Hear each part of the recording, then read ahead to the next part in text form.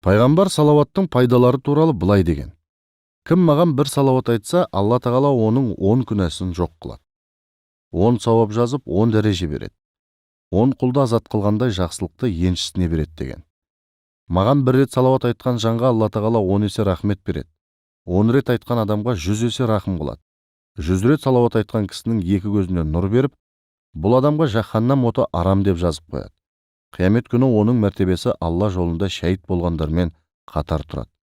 Жер жүзінде самғап ұшып жүріп, тек салауат айтқан жандарды ғана жазып жүретін періштелер бар. Олар үмбетімнің айтқан салауаттарын маған жеткізіп, қуантады. Тек солар ғана шынайы үмбет болып саналады.